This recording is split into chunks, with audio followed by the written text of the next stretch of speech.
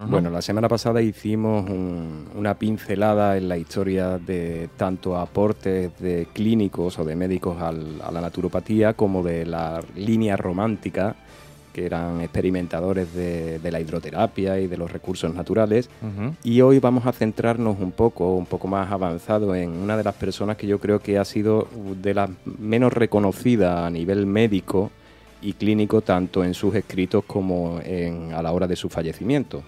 Esta señora se llama Catherine Kasman y ella nació en Rusia, pero fue laureada en medicina en el 1922 en Suiza y trabajó en hospitales directamente con los pacientes y creó varias líneas. Una de las líneas que estudió fue la carencia moderna. La carencia, lógicamente, en la nutrición. Estudió con un personaje, con Guido Fanconi, sobre enfermedades degenerativas.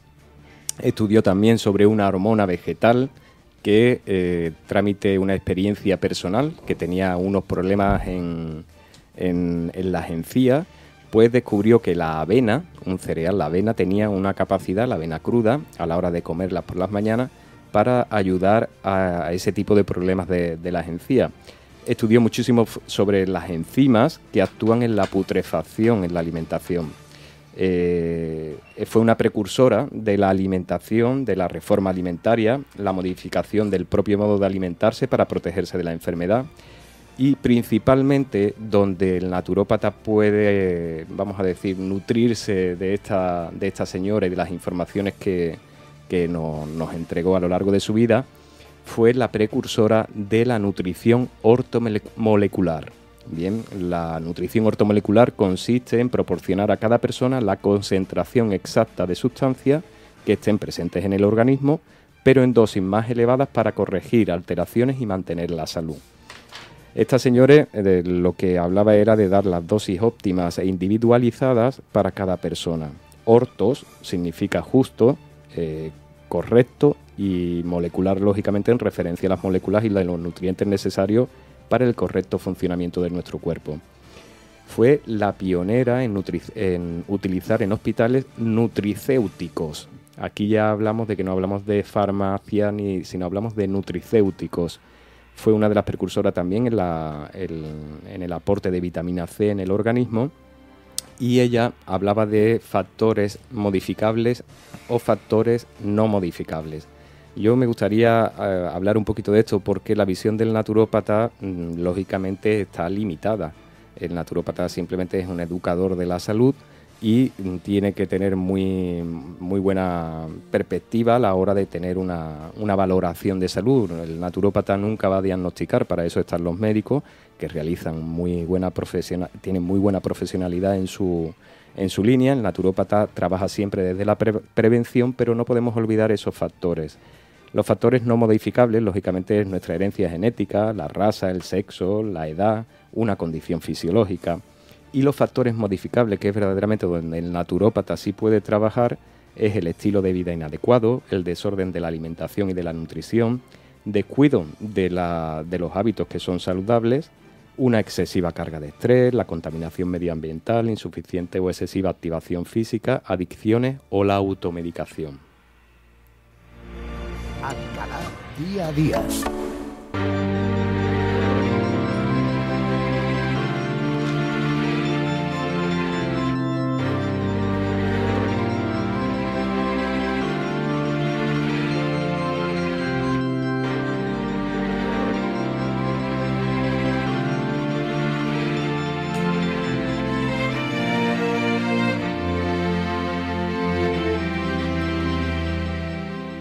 Bueno, en esta colaboración que estamos realizando en Radio Guadaira, uno de los temas que vamos a tratar todas las semanas son las recomendaciones dietéticas. Y lógicamente, para hablar de recomendaciones dietéticas, nos vamos a ir directamente a un bioquímico. Él fue Nobel de Química en 1954 y resulta de que fue Nobel de la Paz también en el 1962. Este señor tiene un estudio precioso que se llama La naturaleza del enlace químico, y fue uno de los fundadores de la biología molecular. Él se llama Linus Pauling.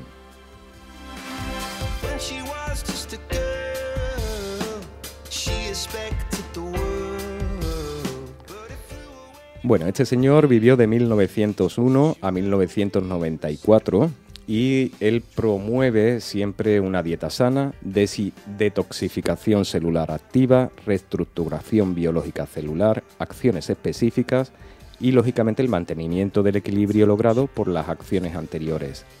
En los consejos nutricionales que Pauling a lo largo de su vida nos ha indicado en el tema de la alimentación, siempre indicaba el limitar o suprimir platos precocinados y congelados, alimentos ricos en aditivos y colorantes, azúcar blanco refinado, zumos envasados, azúcares conservantes, acidificantes, y hablaba siempre que los excitantes, por ejemplo, agotan a largo plazo el organismo, las harinas blancas y refinadas, la sal refinada.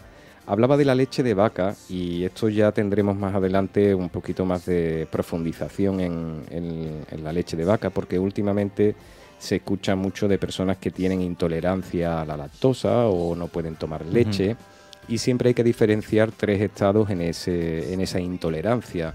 Puede ser una intolerancia a la lactosa, una intolerancia a la caseína o simplemente una alteración o una acción medicamentosa. Quiere decir que habría muy bien que ver si cuando dicen es que soy alérgico a la leche o no puedo tomar leche, saber qué tipo de intolerancia existe, si es al azúcar de la leche, si es a la proteína de la leche o simplemente a las medicaciones y al propio nutriente. Lógicamente este señor habla también de suprimir un poquito todo lo que son los helados, las mantequillas, y siempre que vamos a decir que hay una limitación en ciertos alimentos, tenemos que sustituirlos lógicamente por otros. Y en este caso, por ejemplo, les recomendaba todos los platos cocinados en casa, utilizar el azúcar integral, la miel, el polen, las pasas, el arroz. El arroz siempre cuando se haga con bebida de vegetales mucho más sano, con bebida de avena o con bebida de soja. El consumo de frutos secos y siempre indicando la estación del año en la cual necesitábamos consumir esos alimentos en mayor cantidad. Por ejemplo, en el otoño utilizar muchísimo más las legumbres, los frutos secos. Habla también mucho de las manzanas al horno, de utilizar infusiones de té. Atención, nosotros cuando recomendamos algún producto, el herborista puede recomendar algunas infusiones y el naturópata siempre va a buscar la posibilidad o la disponibilidad que tenga el paciente de tolerar esa planta.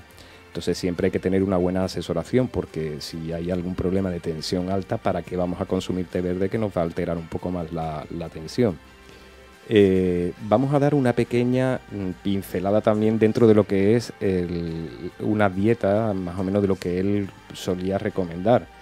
Por ejemplo, él por las mañanas recomendaba siempre el consumo de huevo. Luego hablaremos de una química española también para indicaros por qué ese consumo de huevo y por qué esa acción.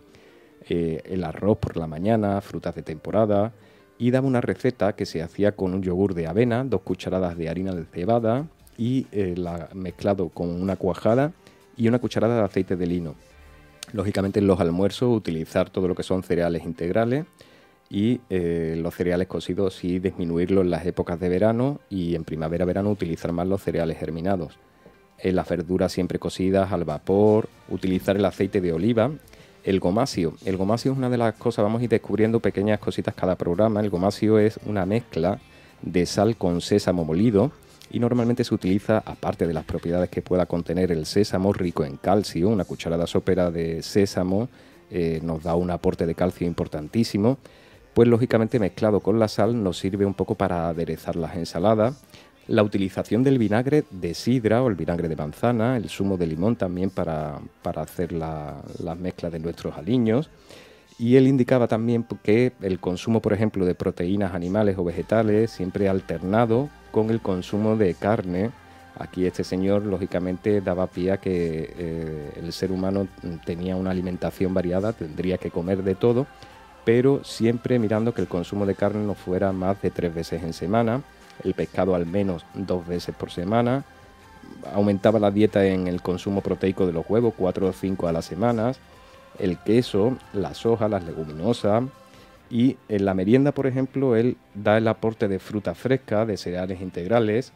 Y también en última cena, la cena siempre hacer unas cenas ligeras, no utilizar las proteínas animales en la noche para limitar un poco las putrefacciones que pueden crear ese tipo de nutrientes, las verduras, las ensaladas. Y bueno, viendo un poquito toda esta presentación que estamos haciendo sobre este señor, sobre Linus Pauling, a mí me gustaría dar algunas recetas. Siempre vamos a traer todas las semanas algunos apuntes sobre alimentación, ya sea vegetariana o natural.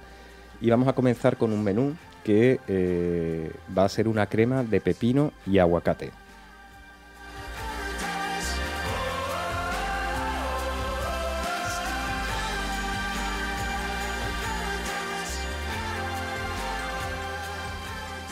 Bueno, para realizar esta crema de pepino y aguacate vamos a utilizar un pepino grande, un aguacate, una cebollita fresca, un diente de ajo, 300 mililitros de caldo vegetal frío, un poquito de queso, sea de tipo Filadelfia, sal, pimentón y un poco de comino. Vamos a triturarlo todo, excepto las especias que la utilizaremos al final, hasta que obtengamos lógicamente una crema, verter en cuencos, espolvorear con especias y poner un poquito de queso crema encima. Servir siempre muy fría.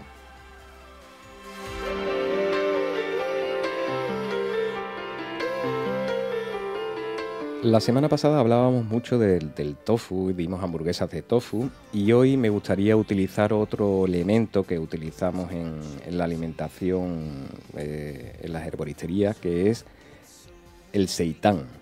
El seitán sería el gluten de trigo. Próximamente vamos a dar una receta de cómo hacerlo directamente en casa y lo único que vamos a dar es 400 gramos de seitán. Vamos a coger 300 gramos de pasta integral o ecológica, una cebolla grande, tomate, zanahoria rallada, 2 dientes de ajo, orégano y semillas de sésamo. Vamos a hacer un sofrito con cebolla, tomate, cebolla y orégano y la zanahoria y el seitán. Todo picadito y lo vamos a sofreír. Mientras ponemos a hervir la pasta, cuando esté todo preparado lo vamos a escurrir la pasta y mezclamos con ese sofrito, dejamos reposar unos 5 minutos, podemos polvorear un poquito de semillas de sésamo o del propio gomasio y por último vamos a dar el postre. El postre me he traído una cosa que si la probáramos estaría exquisita, lo que pasa es que tenemos esa cosa de este producto que es la algarroba. Vamos a dar unas galletitas de algarroba. Se realizan con 2 huevos, una taza de aceite de sésamo, 2 cucharadas de esencia de vainilla, una cucharada de ralladura de limón, una taza de azúcar, 2 tazas de harina leudante, una taza de harina de algarroba. Vamos a colocar todo en un bol, los huevos, vamos a batir, vamos a agregar lentamente y vamos a continuar batiendo con el aceite, la vainilla y la ralladura. Añadir gradualmente el azúcar, las harinas y mezclar bien. Colocar por cucharadas sobre una chapa de manteca, hornear 10 minutitos en horno moderado, sacar inmediatamente y una vez que estén frías a disfrutarlas. Vamos a recomendar también una revista gratuita que la pueden conseguir en muchísimas partes de aquí de Alcalá de Guadaira, se llama El Despertador. Más adelante hablaremos con el director de esta revista, la pueden encontrar hasta creo que en la Casa de la Cultura, creo que dejan por allí algunos ejemplares del Despertador. Es una revista dedicada a este tema, el tema de la medicina natural o complementaria, y viene muchísima información aparte de todo lo que se está realizando en Sevilla y provincia.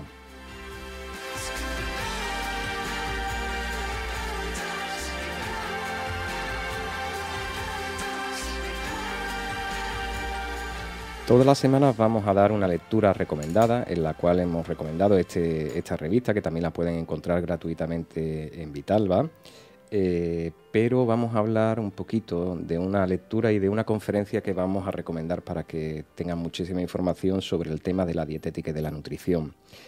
Vamos a hablar de doña Ana María La Justicia Vergasa.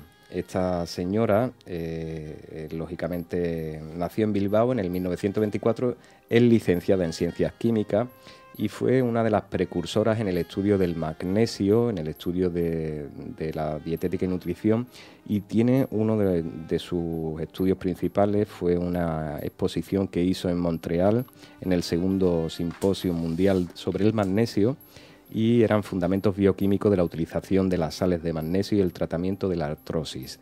Esta señora a sus 88 años sigue dando conferencias. La última conferencia creo que ha sido presentada hasta por Mercedes Milá en Barcelona, y me gustaría dedicar un libro que se llama Dietas, Yo a este libro le tengo muchísimo aprecio porque fue un regalo de mi tía Josefina, de Gerona, la cual fue vecina de esta señora, y le tengo este libro que se llama Dietas y es maravilloso.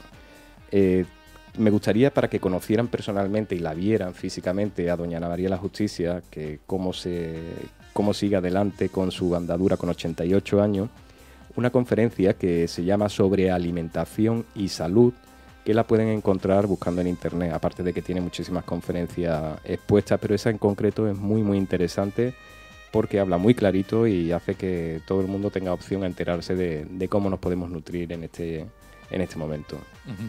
Bueno, pues siempre las palabras interesantes y de una manera siempre interesante de tener y conseguir pues una mejor calidad de vida. Siempre, como nos comentaba en el programa anterior, desde... No hay que intentar poner solución cuando ya está el problema, sino intentar evitar que lleguemos a tener ese problema, y eso se consigue pues también utilizando productos, formas, maneras como las que nos propone cada viernes aquí en la sintonía de Radio Guadaira. La visión de la naturopatía es la prevención, siempre trabaja desde, ya hablábamos creo el año pasado en la presentación de las jornadas, que la medicina natural se basa mucho en la medicina oriental, y hablábamos del precursar el estado de salud, de no el llegar a enfermar.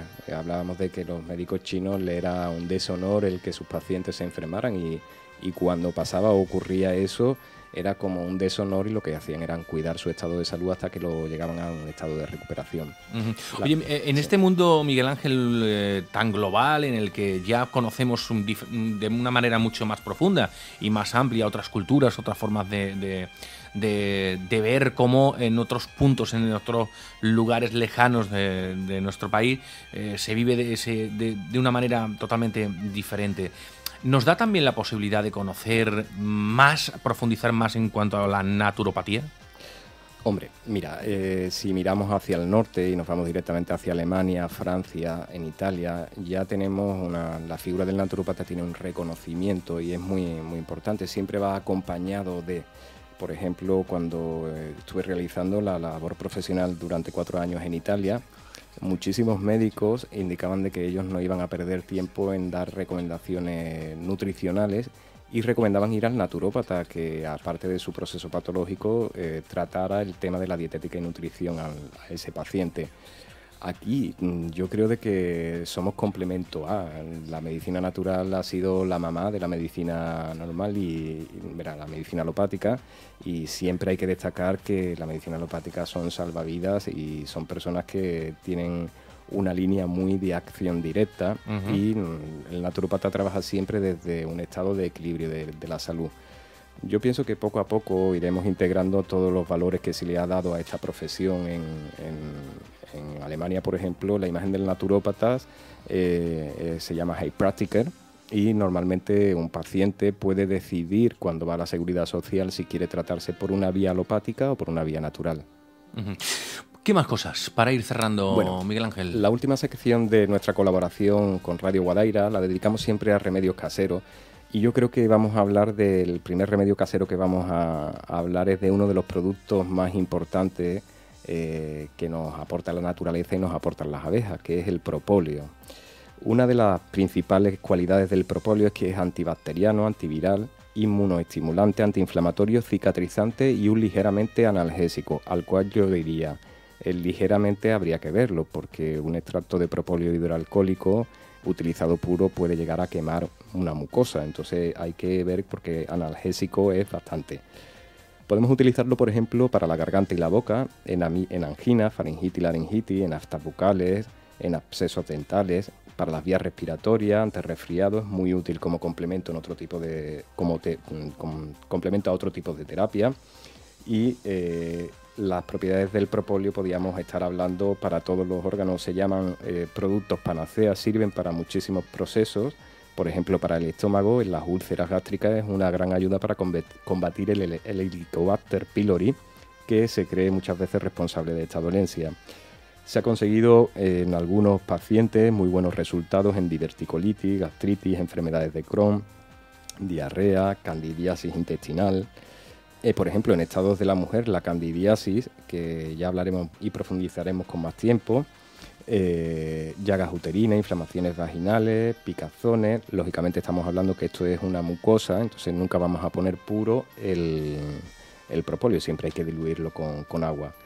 En la piel es un propóleo, el propóleo fantástico para la lucha contra los hongos o la micosis.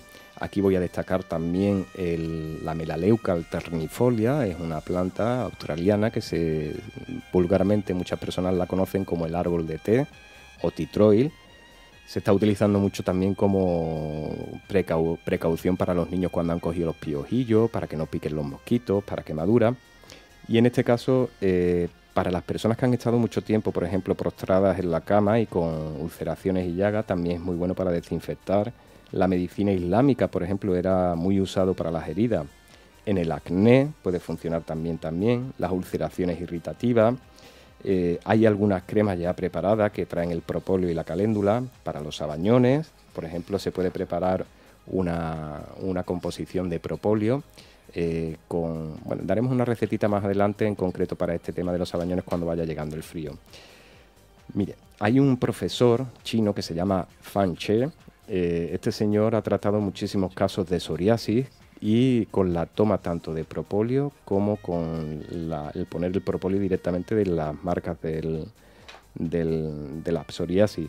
La psoriasis normalmente ni en la vía alopática ni en la vía natural se dice que tiene una cura, siempre va a depender un poco de la funcionalidad del sistema nervioso del paciente, donde puede influenciar mucho los estados emocionales en esta patología. Pero en 3 meses con este tratamiento normalmente suelen mejorar.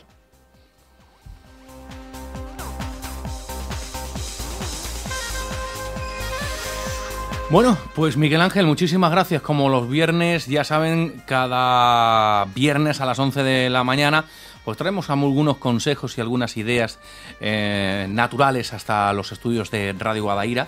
Siempre nos acompaña con un detallito. La semana pasada fue unas galletitas, hoy nos ha traído unos caramelos que tendrán alguna... Pues ya que hemos detalle, hablado, ¿no?, de propóleo, he traído unos caramelos de propóleo con miel. Cada caramelo contiene una cantidad importante de propóleo. Y si lo han probado, pues lógicamente notarán hasta que la garganta mejora. Sí, me están indicando por aquí, Sonia, que sí, que lo ha probado y que efectivamente La verdad que yo, que voy sufriendo a menudo precisamente con la voz y la garganta, me ha venido pero es que estupendamente. De hecho, los caramelos se quedan aquí, ¿eh? Yo me alegro, hija.